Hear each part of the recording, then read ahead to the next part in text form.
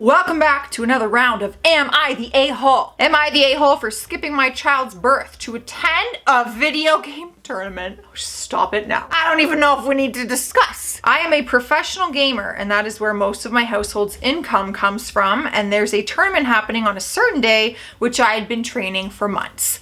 My wife knew how important this was, not only for me to boost my standing and fame, but also for us to increase our income. My wife is pregnant and is expected to deliver around 3 weeks after the video game tournament. She told me to go and everything will be fine because the delivery isn't expected, and worst case scenario, she'll be fine if it happens. I was worried, but my wife assured me everything will be fine. I drive 2 hours to another city to begin the tournament. Next day, I'm about to start semifinals. This is a big deal. If I win semifinals and make it to the finals, I will make tens of thousands of dollars and have the opportunity to win many times more. That in the finals, my wife calls me 20 minutes before the semifinals start. Oh my God, can you put some freaking punctuation and commas in here? My wife calls, whatever, before the semifinals start, great comma, saying she's about to go into labor and needs me to come down. I told her I can't, and she loses her stuff, cursing at me nonstop. I have to leave and I hang up on here. I play and I don't really concentrate well because of the situation, but I actually make it to the finals somehow, just barely. I go to the finals and don't win, but I've greatly improved my standing. My wife is absolutely pissed at me, but once I come back and start hanging out with her and the newborn boy, she calms down and seems to be all right. I've gotten nonstop from her parents about it though, who do nothing but insult me whenever I see them.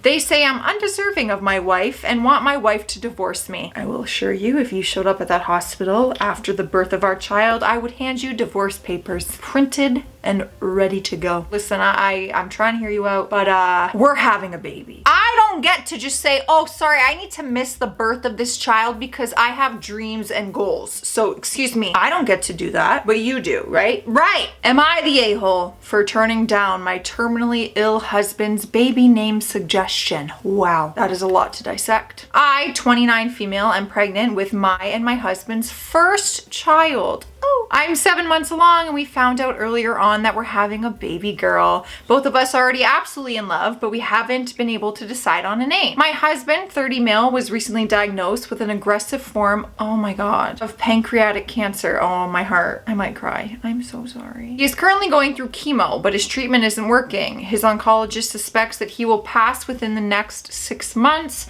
So while he will get to meet our baby girl, she won't know him.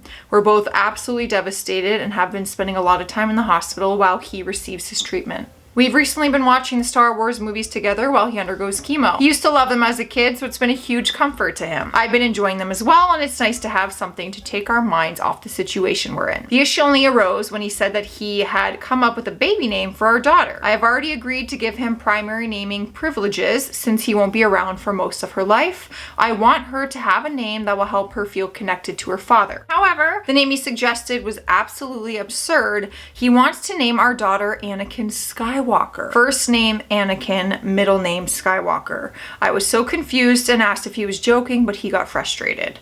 I understand that Star Wars has been a large comfort to him and that he may not be fully in sound mind because of his intense chemo, but I can't reasonably name my daughter Anakin Skywalker, not even because of the Star Wars association, but because of the character's role, and it's simply not a good name for a baby girl. I asked if we could compromise and name her Anna Sky. Oh, I love that. Or maybe look into different names from that franchise, like Leia. Oh my God. And he's very insistent that he only wants her to be named Anakin. He says that he'd be willing to get rid of Skywalker, but Anakin is a must for him. I am at a loss of what to do. I told him no, and that we need to value our daughter's quality of life more than his interests, which seemed to really hurt him. He's been very quiet for a few days because of it, but I'm not sure how to compromise. I want our daughter to be named by her father, but this is too far for me. Am I the a-hole for standing my ground on this? This is so sensitive and tricky that I literally have like no helpful advice in this situation. I don't think that makes you an a-hole. I think it is just such a difficult an emotional situation. So you're not doing anything wrong. This is very hard. I really loved the compromise. Anna, Sky. That would be perfect. I'm curious to see what you guys think of, like, how do you handle a situation like this? Am I the a-hole for not cutting my hair to match my niece? Listen, I love my niece. My little sassy queen. Girl, you out your damn mind if you think I'm cutting my hair to match yours. However, I need to know the situation. My brother Mike recently moved near me because of work. We are now half an hour away from each other. We were 4 to 5 hours away most of our adult lives and usually only saw each other during Christmas at our parents'. Mike is living with his fiancée Sarah and her daughter from a previous relationship named Eve. Sarah works from home as a freelancer. Ever since the move, I went to hang out at Mike's a lot because I miss him. Sarah and I got along okay, but Eve was attached to me from the start. She said I look like one of the princess dolls she has. Thus, our friendship is born. One of the activities Eve and I enjoy is styling our hair. Our hair is very similar. Long, blonde, fine, and super straight. We enjoy braiding, curling, and ornamenting our locks as Sarah has had short hair all of her life and cannot style her daughter's hair beyond a simple ponytail. Eve loved it when I put our hair in matching styles and we often went to dinner like that. My brother and Sarah thought it was adorable. A few days ago, an incident at school caused Eve's hair to be damaged. Sarah took her to the salon, but the best they could do was cut and trim her hair to just above shoulders length. Eve was crying and really upset. She said she won't get to play hairstyling and have matching hair with me anymore since her hair is short now. She said it's not fair that I will be the only princess in the family now. Sarah called me and asked if I can cut my hair to match with Eve so she wouldn't be sad. She said it will be a nice change of pace and our hair will grow back. I told her no. A trim of an inch is one thing, but shoulder length is too short for my liking. Sarah said I'm not being considerate as it'll mean a lot to Eve to know her aunt matches with her.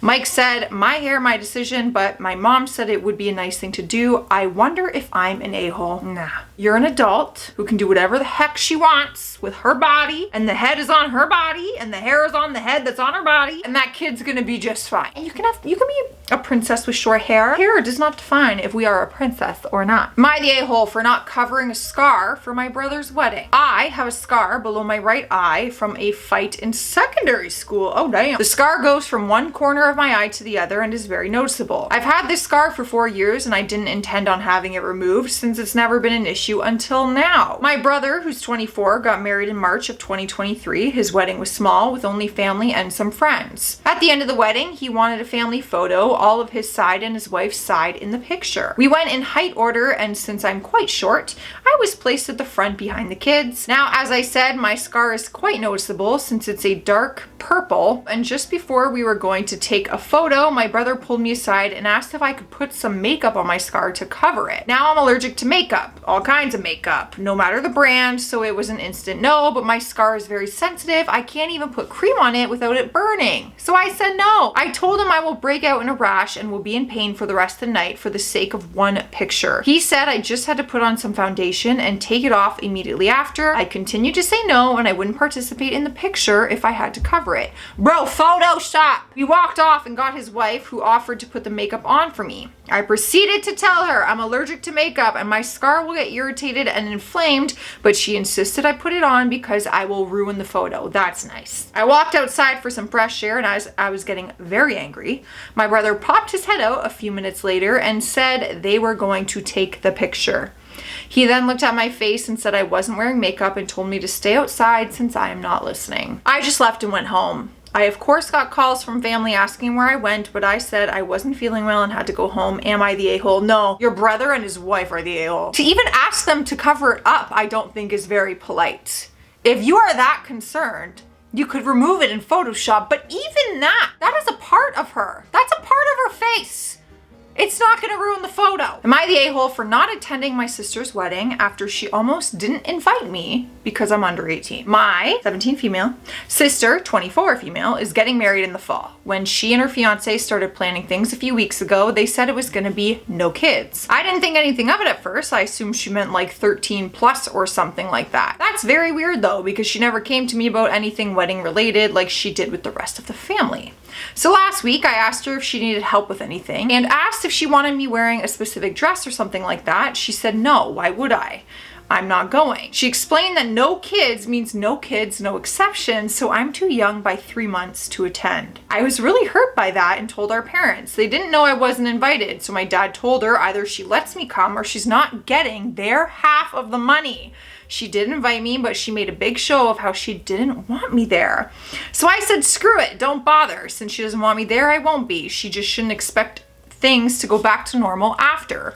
We used to be really close and we text a lot even though she moved out. Not anymore though. I blocked her on everything and I'm not speaking to her. I don't know if our relationship can ever recover from this, but if we do, it's gonna be up to her to fix it. My parents say I'm overreacting, but this really hurt me. First of all, I'm so confused because I have a lot of siblings and sisters. I can't imagine not having them at such a significant moment in my life. I genuinely would want all of them there. I don't care if they're 17. I don't care if they were 12. They're my sibling. Anyways, I don't know about blocking her and everything like that, but like, I wouldn't want to go to a wedding after that when being forced to invite me when you didn't invite me or want me there in the first place. I wouldn't feel comfortable going. I don't think you're an a-hole. I just think we need to let the dust settle. Some apologies need to be made, some amends, but like, that was kind of an a-hole move on the bride. Am I the a-hole for yelling at my niece and telling my sister that her attitude is their fault and not the way she is? Oh, no parent wants to hear that, I'm sure. Ever since she was born, my niece, 14-year-old currently, was spoiled rotten because she was the first grandbaby of all her grandparents and the only baby to her parents who didn't plan to have more children. As a result of never being disciplined and being given everything she asked for, she has become a stuck-up, spoiled jerk who toys with her parents until they give in to her ridiculous demands as to not incur in her rage. For instance, they buy her a new phone every year because she doesn't like having an older phone model, only get her designer clothes because she wants to be popular, and they go to great lengths to justify her spoiled attitude by saying, that's just how she is. I will be brutally honest. I can't stand to have her around my home. I love my sister, but I hate when she and brother-in-law tell me that I can never understand because I'm not a parent and that my niece was born with her attitude. Today, my sister was supposed to come over to handle some papers, but she brought my niece along and she didn't want to be there. What followed was a miserable half hour of us trying to work and her screaming like a toddler. She's 14, kicking the furniture in anger and telling her mother to move her effing, all while my sister looked ashamed but said nothing. At one point, I got fed up and told her to shut the F up or I will kick your out.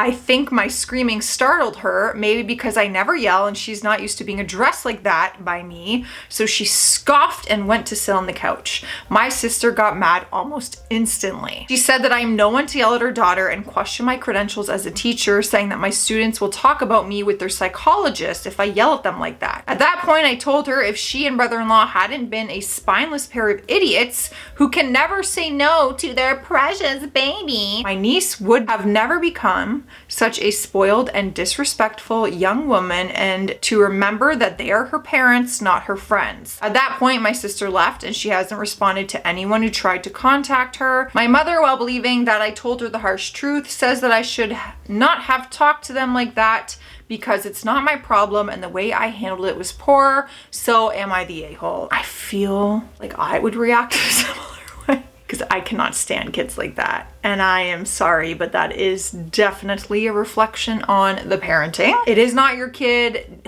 Should you have yelled and sworn at her? No, I think you should have said, hey, if you're gonna swear at your mom and act like that, you can leave, please, because this is my house. Different way of handling it, but I understand. Am I the a-hole for telling my husband the nanny is in charge? I want to preface this by saying that I am aware this is a very privileged issue, but I'm trying to get some perspective on my opinion. My husband and I have 3 kids that are 10 months, 3 years, and 6 years old. My husband has a high-profile job and means he's gone often.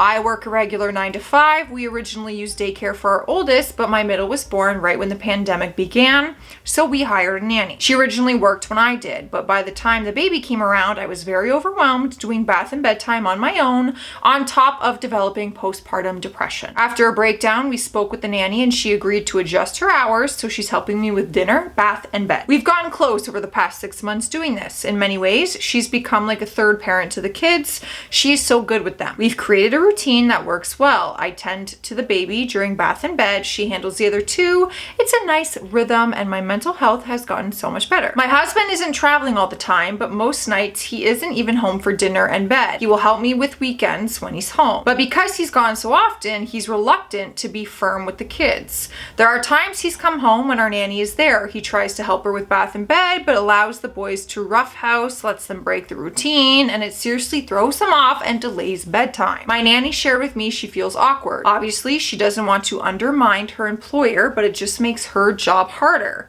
But my husband also doesn't want her to go home when he arrives, as he says he can't handle it alone. I told him if that's the case, then he needs to defer to the nanny and follow her lead. She knows our boys best and she has to deal with the aftermath when they don't listen and give her a hard time. She knows our boys best better than the father? My husband feels that she's just an employee and he's the dad. His salary does pay for her. However, I don't feel this is fair to her. I told him he either follows her lead for bed and bath or he doesn't help at all. He told me I'm allowing the nanny to take over and replace him. Am I the a-hole? I mean, I'm not a parent, so I don't know. I don't really have a place to say much. I feel like that time with dad and the boys, whether it's a little more crazy, whether it doesn't go as smooth, is special for the kids and the parent. And that beats over the relationship they're gonna have with their nanny. Nannies are replaceable. That is their father. I don't know, you guys. Parents out there, parents, tell me. Am I the a-hole for charging someone more than usual for cupcakes and saying, I am not running a charity? I, 26, have a small business baking cakes and cupcakes. It's not my primary job. My customers are mostly family and friends, but it's something I am good at and enjoy doing. It depends on the size, but since I can't do commercial quantities, my time frame to place orders is at least 2 weeks in advance. So a couple weeks ago, a mutual friend, Liv, reached out asking if I could make some cupcakes for her daughter's 3rd birthday. She gave an outline of what she wanted and it's something I can do, so I said sure. Difference is she wanted them in a week. Liv said there's a lot going on for her right now and she decided to give her daughter a surprise and doesn't have time to make cupcakes too, so the late order. I had spare time that week, so I said I could make them. The cost I gave her was more than what I normally charge, but Liv started saying how it's too much and if I could bring the price down. I said no because it's a late order. She made some excuse about how she understands that and that she's happy to pay more, but not this much. Liv kept insisting, so I got kind of annoyed and told her I'm not running a charity, she can afford it. If she can't, she doesn't have to order from me. Liv gave a pretty snarky reply to that, got mad, didn't end up placing an order. I then saw from a friend's Insta she made some posts on her stories, which I'll admit irked me. I do have a couple people telling me I was way upcharging and was rude to her in my replies.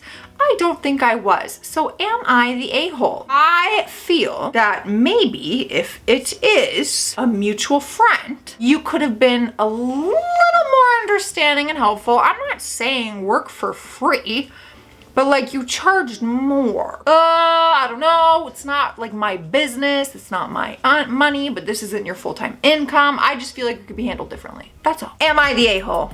We will probably play again. I'm out of here. Stay classy out there. Stay sassy and maybe say a prayer for me because my building is collapsing. Goodbye.